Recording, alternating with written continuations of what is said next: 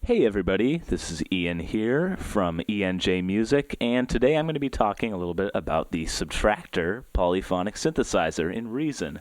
Now I'm running Reason 8, but the Subtractor's been around for a lot of different versions, so if you have Reason, chances are you've got the Subtractor, and I just wanted to start out with this one for a little bit of teaching for people who don't really know a lot about subtractive synthesis and synthesis techniques in general. Now, the reason it's called subtractive synthesis is that you at first generate a very rich sound with a lot of harmonic content, and then after that you sort of whittle it down and hone the final sound with filters, envelopes, things like that to give it more character.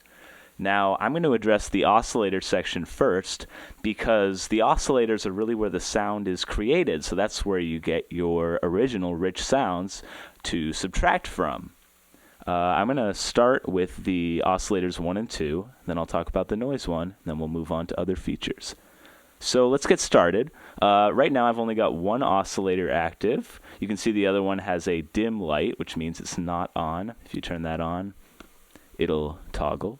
The first oscillator, each oscillator has 32 waveforms. You've got your basic waveforms like your sawtooth,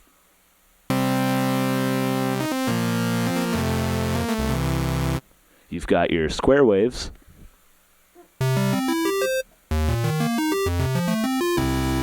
they're all really rich sounds. This is based on some analog modeling, so it's not your typical digital perfectly sharp saw or square wave. It's got some nice character to it, actually. Propellerhead did a good job with the Subtractor. You've also got your triangle wave, which I really like for subs. It sounds pretty warm for a triangle.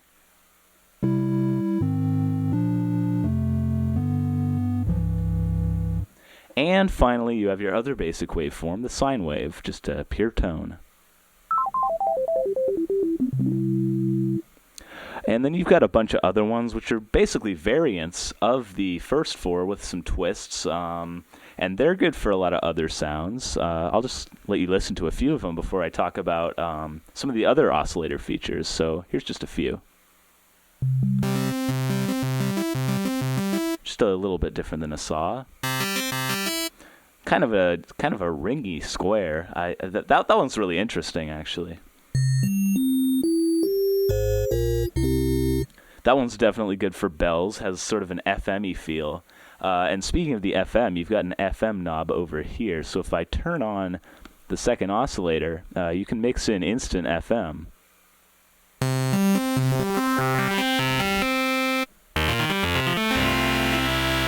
So you have a lot of flexibility in terms of creating your original sound. You can get a lot of harmonics with that FM, with a little bit of ring mod too. You can do that.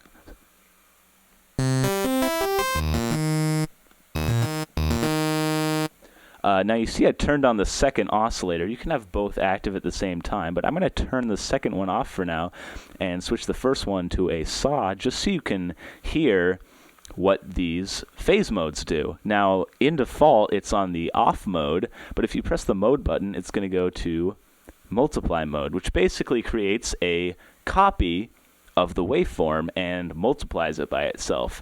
It's not a detune feature because it doesn't just add them. This feature strictly multiplies them, and it starts out with a phase difference of 64. So let's see how that sounds.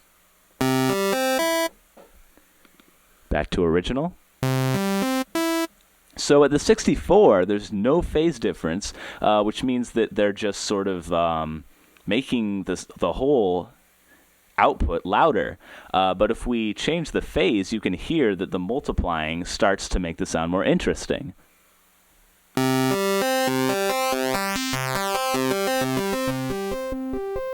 And when we get near the end, it sort of almost disappears completely.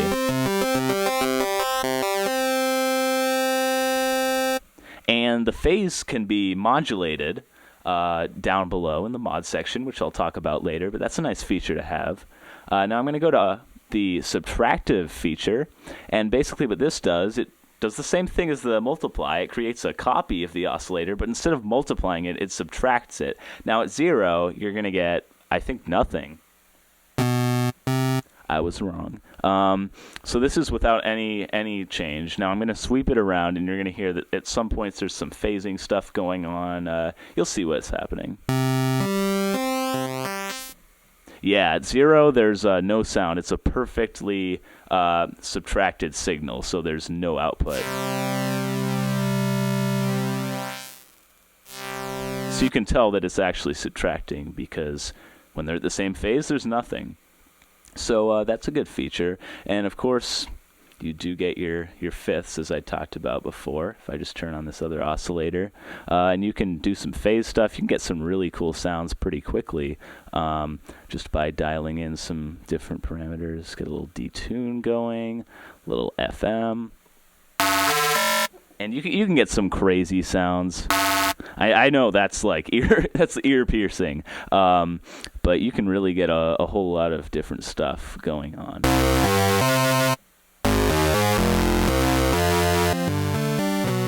Oh, that's the problem. I had the ring mod on.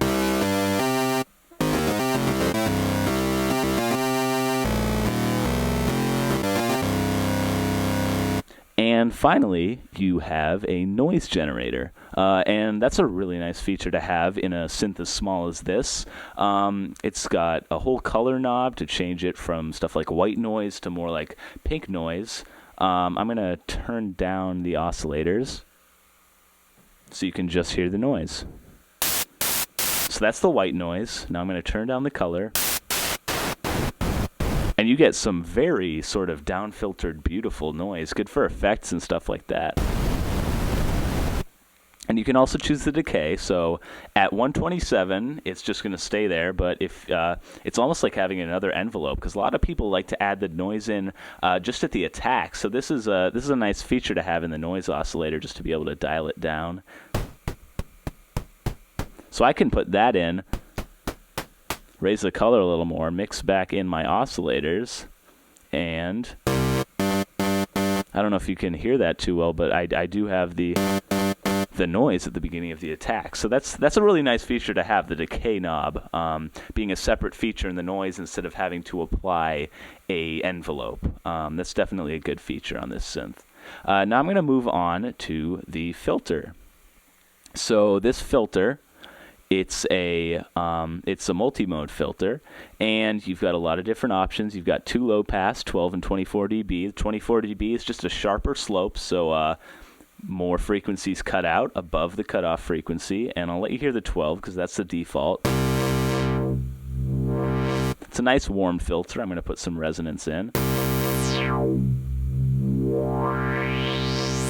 Really great sound. You can hear how the sort of peak frequency at the top of the cutoff point is really accentuated when I have the resonance up. And that goes even further with the 24 dB.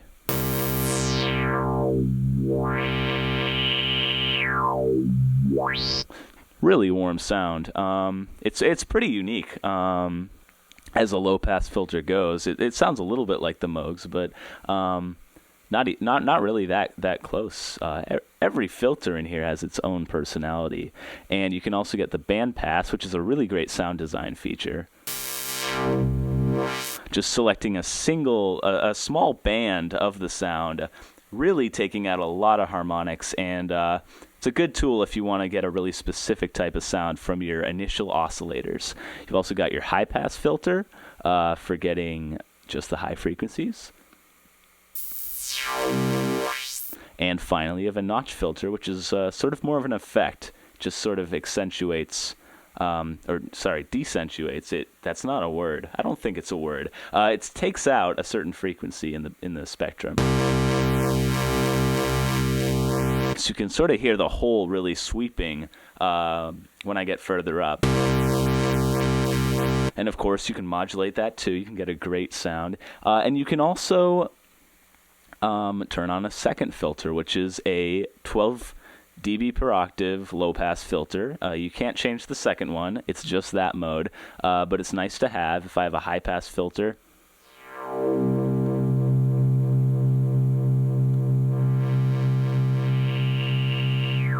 That way you can get kind of a bandpass effect with different resonances at the different sides of the band, with a high pass and a low pass. So it's a wow, that was loud.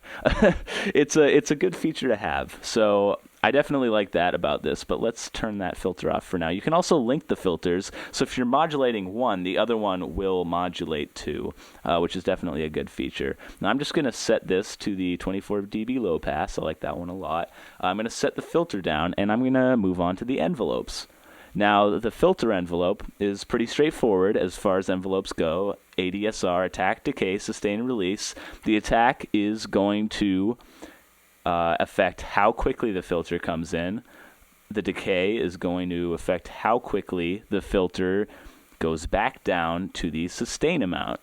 And then the release is how quickly the filter goes down to no modulation after the key is lifted. So if I put this on a really snappy decay, no sustain, and I'm going to tune, it's not going to do anything if the amount's down. That's important.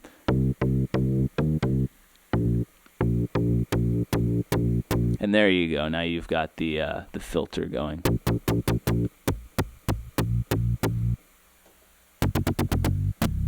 So that's really useful. There's a lot of different envelopes you can get with the filter to create completely different sounds. It's really the filter and the filter envelope are really the core of subtractive synthesis. If I put a longer attack time, longer decay down to 0, and then some release. The amp envelope works the same way with the loudness of the signal. There's also a master level, but I'm just going to do some amp stuff too. A little bit of attack, some high sustain, long release, and let's listen to how this sounds.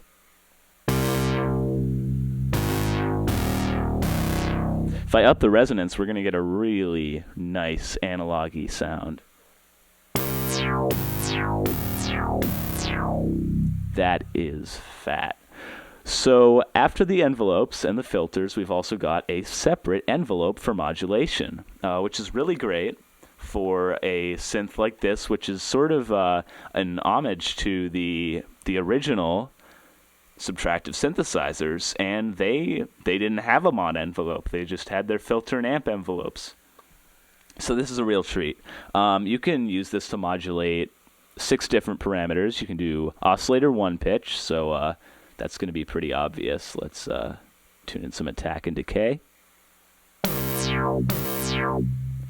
Let's do it more. So you get that sort of laser gun feel because the pitch is just going so quickly. I'm going to do it even more just to exaggerate it. There you go. You can also do the same to oscillator 2. You can do... That's actually really nice if you turn on some FM and then you mix it all to oscillator 1 and modulate oscillator 2. You can get some interesting effects. Some crazy screaming FM sounds. I'm going to dial that back down though. You can also do the mix between the oscillators. There's sort of a crossfader here, and you can mix between them. So if I dial it down to 26, put the amount up.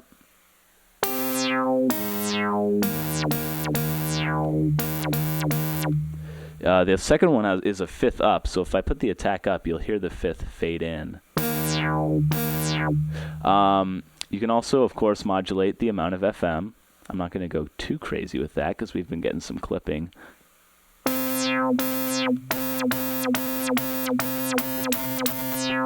And you can also do the phase modulators. I promised you can modulate them, and you can. So let's do that. That sounds pretty nice. It's a subtle effect, just like a lot of... Well, no, some phasing effects are very unsubtle, but this phasing effect is nice and subtle, just adds a little bit of something that you can't quite put your finger on in the oscillators. And finally, you can modulate the second filter frequency. So if I turn that back on, it's like a second filter envelope. Is it Christmas? I don't know. Feels like it. So you heard that first filter envelope, and now the second one is hopefully opening up, maybe?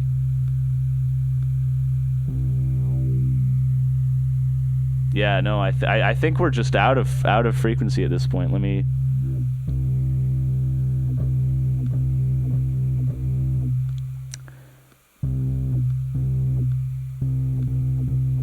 That is mysterious. I'm gonna put that on the phase. I like it on the phase a lot.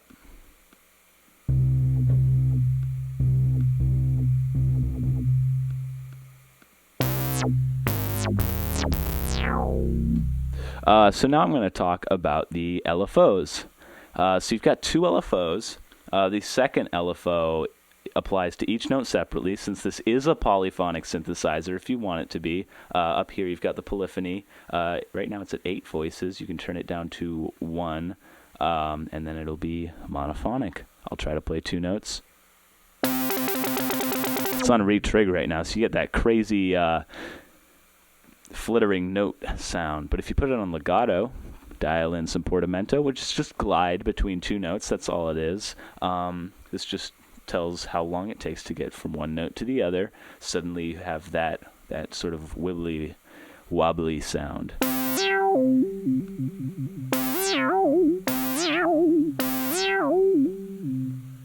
I'm going to put it back on polyphonic. I like to play some chords, you know, all that good stuff. But this one is per voice, and the first LFO, it's a lot more flexible, but it's not per voice. It's for the whole thing.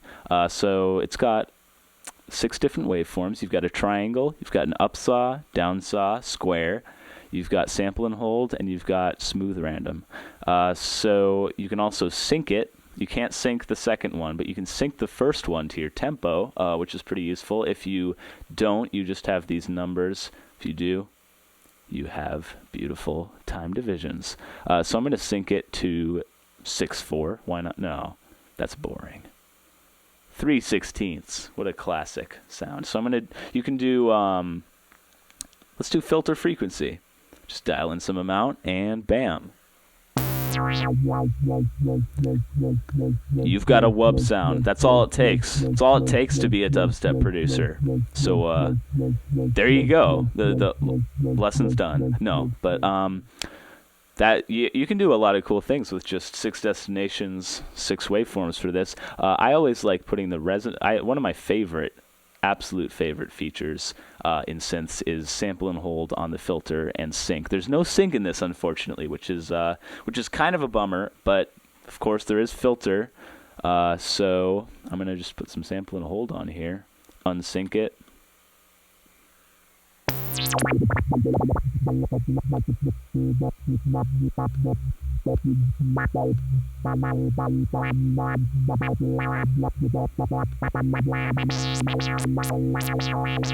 Beautifully sort of off of the rails sound there. I'm going to keep it like that. You can't stop me. And it is not per voice, so if I play 2 notes, the filter's going to be doing the same thing. Now the second one, this is good for vibrato and stuff like that. It's per voice. It's a triangle wave, but it is per voice, so you can do some interesting things. You can do tremolo with the amp. So you can. One of the good things about this one is you can make it keyboard track. I'm going to dial that all the way up so you can hear the effect. You can also put in a delay so it starts late. You can dial up the amount a little bit, rate. So here's a tremolo that changes over the keyboard and starts a little bit late. So that's just some crazy modulation there. And if I go up higher, it's going to be ridiculous. That's some fast tremolo. Now, if you do the oscillators 1 and 2, you're going to get a classic vibrato sound. If I just dial down the rate, keyboard, delay just a little bit, and should be good.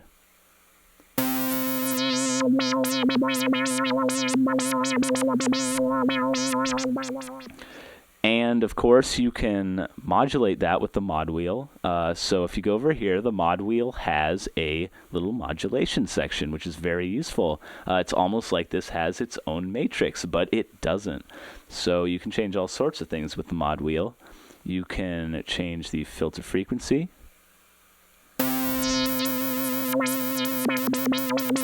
You can do the resonance, which is more obvious. That was some clipping. You can do the LFO1 influence. And you can also do things like the phase and the FM. Now you can do similar things with this selector here, which is for breath control, expression, and aftertouch. And you can do filter frequency, LFO1, amp, and FM with this. So you get a lot of modulation here. You can get a lot of expression for a fairly simple subtractive synthesizer. And finally, you have the velocity controls. So if I just put down the level here, get the amp up, get a little FM going, some different things going on with the velocity. Maybe if I hit the keys harder, there's less of the fifth mixed in, less phase,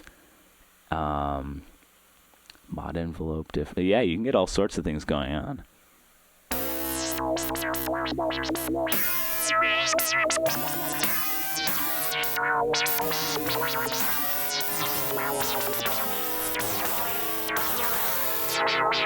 Kind of an ugly sound, but you get the point. There's a lot that can be done with the Subtractor. As a potential role model, I endorse it. It's a good synth, and it's a good way to start out. So if you're new to Reason, looking to make some cool sounds, some bass sounds, some leads, really anything. It's good for pads, bass, leads, a lot of the things that the classic analog synthesizers were for. So if you're just looking to dive in, definitely check out the Subtractor. It's great. Comes with Reason, and you can make a whole lot of rich analog-y sounds with it. I'm not saying it sounds like analog. I'm not getting into that debate, but you're going to get some good sounds no matter what. I hope this helped you, and I'll be having more videos out in the future talking about different things in Reason, so definitely stay tuned for that if you're looking for some tips. This is Ian from ENJ Music, signing out.